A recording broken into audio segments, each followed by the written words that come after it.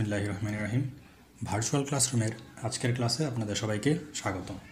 আমরা আজকে যে বিষয়টা নিয়ে আলোচনা করব সেটা হচ্ছে পরিমাপের একক অধ্যায় যেটা ছিল তার দ্বিতীয় পার্ট। তো যেহেতু এটা একটা ধারাবাহিক আলোচনা, তাহলে আজকের আলোচনাটা বোঝার জন্য আমরা পূর্বের আলোচনাটা অবশ্যম্ভাবী। তো আমরা ভিডিও ডিসক্রিপশনে আমি প্রথম যে আমাদের টপিকসটা ছিল, পার্টটা ছিল, তার লিঙ্কটা দিয়ে দিছি। যদি কেউ দেখে না থাকেন সেটা অনুগ্রহপূর্বক দেখে আসবেন, তাহলে আপনার নিজের জন্যই পরবর্তী জিনিসগুলো বুঝতে সুবিধা হবে। তো আমরা আজকে যে জিনিসটা নিয়ে আলোচনা করতেছি সেটা হচ্ছে এককগুলোর বিভিন্ন রূপান্তর বা কনভার্সন। যে আমরা একটা একক থেকে আরেকটা এককে যদি রূপান্তর করতে চাই, কাকে কখন গুণ করতে হবে, কাকে কখন ভাগ করতে হবে, কত দিয়ে গুণ করতে হবে, কত দিয়ে ভাগ করতে হবে, এই জিনিসগুলো জানবো। তো তার জন্য আমাদের প্রথমেই কয়েকটা জিনিস একটু জানতে হবে বা এগুলো আমাদের মুখস্থ করে ফেলতে হবে। সেই জিনিসগুলো আমি আগে থেকে এখানে লিখে রাখছি, একটু দেখেন। 1 ফুট সমান 12 ইঞ্চি। তাহলে আমাকে যদি ফিট থেকে কখনো ইঞ্চিতে নিতে হয়, তাহলে তাকে 12 দিয়ে গুণ করতে হবে। এই যে একক রূপান্তর, এর সিস্টেমটা হচ্ছে, যদি আমরা কোনো বড় একক থেকে ছোট এককে যাই তাহলে তাকে গুণ করতে হয়, আর যদি ছোট একক থেকে বড় এককে যাই তাহলে ভাগ করতে হয়। অর্থাৎ আমরা যদি ফিট থেকে ইঞ্চিতে যেতে চাই, যেহেতু 1 ফিট সমান 12 ইঞ্চি, তার মানে অবশ্যই এখানে 1 ইঞ্চি এবং 1 ফিটকে যদি আমরা তুলনা করি তাহলে অবশ্যই ফিটটা বড় হবে। তাহলে সেই ক্ষেত্রে আমরা যদি কখনো ফুটকে ইঞ্চিতে নিতে চাই, তাকে 12 দ্বারা গুণ করতে হবে।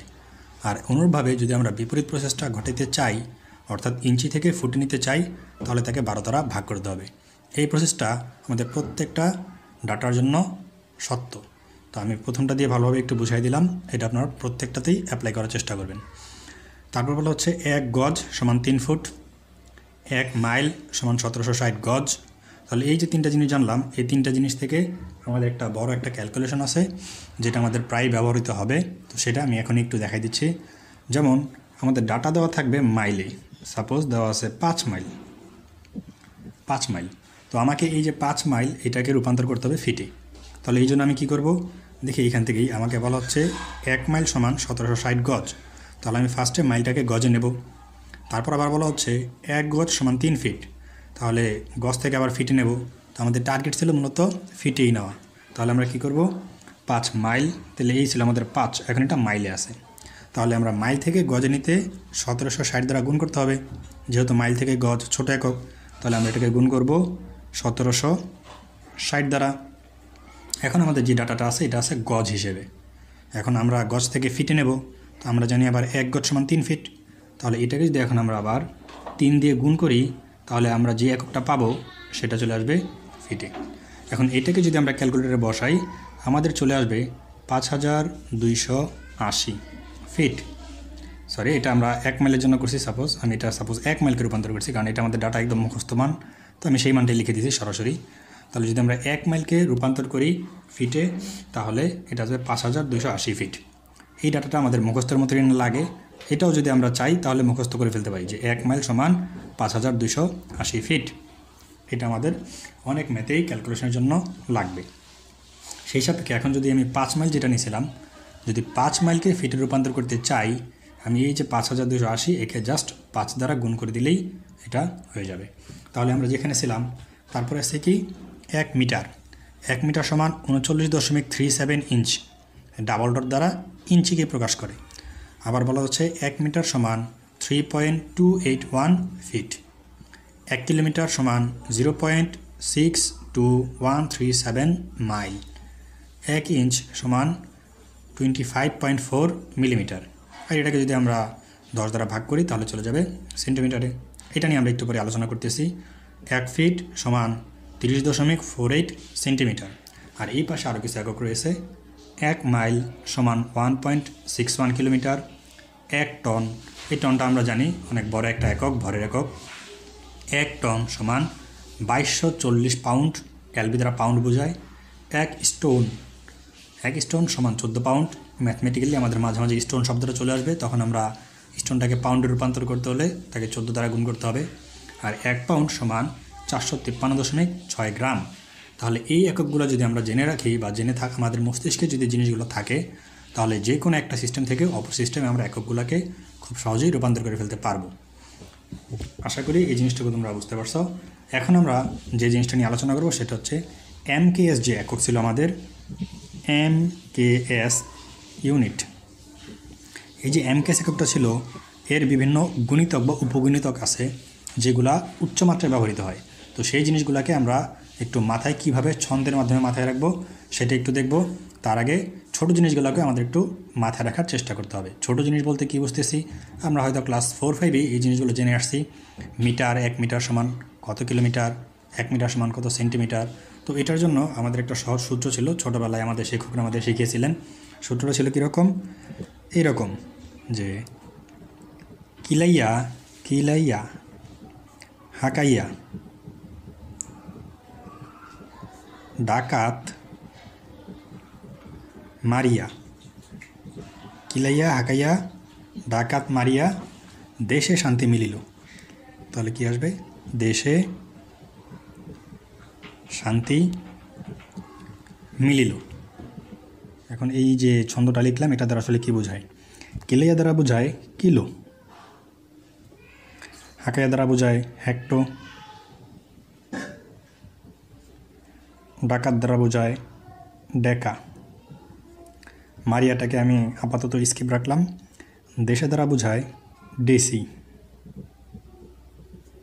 শান্তি দ্বারা সেন্টি, মিলিল দ্বারা মিলি। আর এই যে মাঝখানে আমি যেটা রাখছি এটা হলো আমাদের মূল মেজারমেন্ট সেক্টর। এই মারিয়াকে আমরা সাধারণত মিটার হিসেবে সূত্রটা প্রতিপাদন করি। তাহলে এখানে যদি আমরা মিটার ব্যবহার করি তাহলে প্রত্যেকটাতে চলে আসবে মিটার। যেমন এখানে আসবে kilometre, hectometre, decametre, decimetre, centimetre, millimetre. আমরা কিন্তু এখানে মিটারের জায়গায় গ্রাম, লিটার বা এই জাতীয় কোনো কিছুও ব্যবহার করতে পারি। তাহলে যদি বিষয়টা এরকমভাবে উপস্থাপন করা যায় তাহলে হয়তো আমাদের জিনিসটা একটু মাথায় ভালো মতো থাকবে। এখন এদের মধ্যে সম্পর্কটা আসলে কীরকম, এখানে আমরা দুটো অ্যারোসাইনের মাধ্যমে সম্পর্কটা একটু যাচানো, মানে সম্পর্কটা একটু দেখানোর চেষ্টা করি। এখান থেকে রিলেশনশিপটা বলতেছে যদি উপর থেকে আমরা নিচে যাই প্রত্যেকটা ঘরের জন্য, যেমন কিলোমিটার থেকে হেক্টোমিটার, হেক্টোমিটার থেকে ডেকামিটার, প্রতিটা ঘরের জন্য আমাকে 10 করে গুণ দিতে হবে। এখানে লিখে দিচ্ছি প্রতিটি ঘরের জন্য 10 দ্বারা গুণ, প্রতিটি ঘরের জন্য 10 দ্বারা গুণ। আর আমরা এই পাশে যে আরো সাইনটা দিছি নিচ থেকে উপরের দিকে, এইখানে হবে প্রতিটি ঘরের জন্য 10 দ্বারা ভাগ, 10 দ্বারা ভাগ। তাহলে 10 দ্বারা গুণ বা 10 দ্বারা ভাগ দ্বারা আসলে কী বোঝায় বা আমরা সম্পর্কটা কীভাবে আসলে নিরূপণ করি, তাহলে আমরা একটু দেখি। সাপোজ আমরা যদি কিলোমিটারের সাথে মিটারের সম্পর্ক আমরা বের করতে চাই, আমরা হয়তো বিষয়টা জানি 1 কিলোমিটার সমান 1000 মিটার। তাহলে এই সম্পর্কটা আমরা একটু বের করার চেষ্টা করি। দেখি কিলোমিটার থেকে হাকাইয়া 1 ঘর, হাকাইয়া থেকে ডাকাত 1 ঘর, ডাকাত থেকে মারিয়া 1 ঘর, কয় ঘর হলো 3 ঘর। তাহলে কিলো থেকে হাকাইয়াতে যেতে আমাকে 10 দ্বারা গুণ করতে হবে। সাপোজ এটা আছে 1 কিলো, তাহলে 1 কিলো থেকে আমি হেক্টোমিটার যাওয়ার জন্য 10 দ্বারা গুণ করব, হেক্টো থেকে ডেকামিটারে যাওয়ার জন্য আবার 10 দ্বারা গুণ করব, ডেকামিটার থেকে মিটারে যাওয়ার জন্য আবার 10 দ্বারা গুণ করব। তাহলে আলটিমেটলি আমাকে এই জিনিসগুলো যদি আমরা গুণ করি তাহলে আমরা মানটা পাই যাব কত, 1000 মিটার। তাহলে আমরা মিটার নিয়ে আসতে পারলাম। একইভাবে আমরা যদি মিলিমিটার থেকে মিটারে যেতে চাই, ডাকামিটার থেকে মিলিমিটারে যেতে চাই, যেটাতেই যাইতে চাই না কেন আমাদের জাস্ট এই জিনিসগুলো একটু মাথায় রাখলে হবে।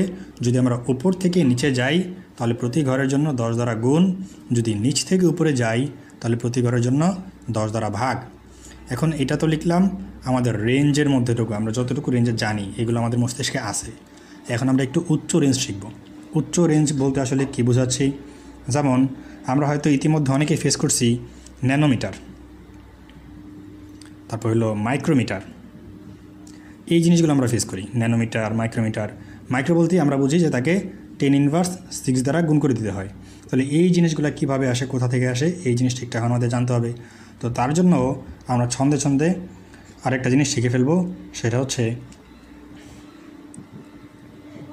আমি সিরিয়ালি লিখতেছি, এরকম তোমরাও সিরিয়ালভাবেই মুখস্থ করে ফেলবে। পেটা, টেরা,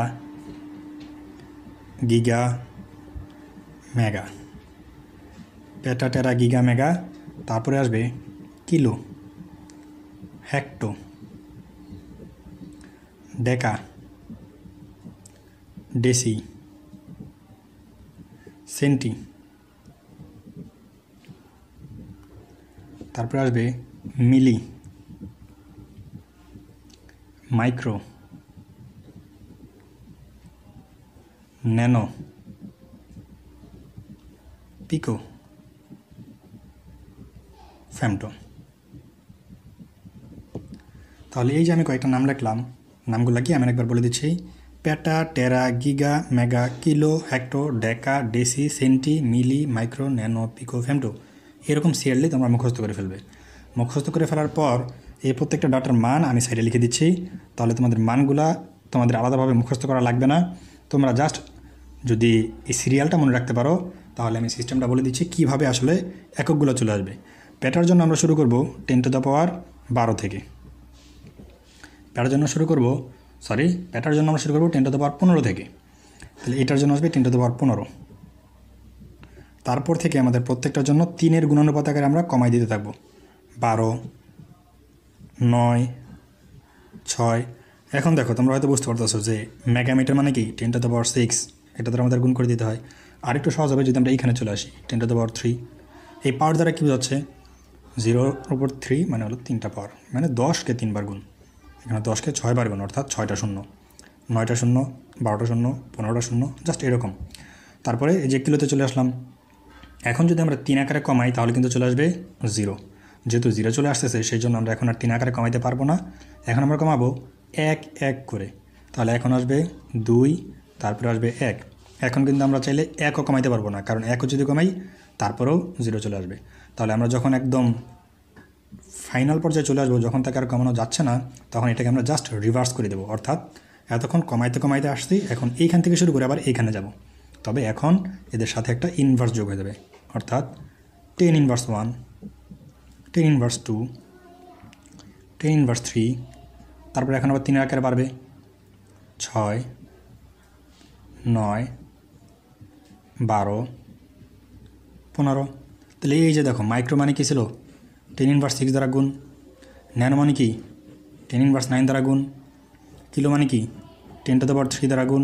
এখন এইখানে তোমার মূল যে সেক্টরটা, আমরা কিন্তু এইখানে মধ্যমণি একটা জিনিস রেখা দিছি।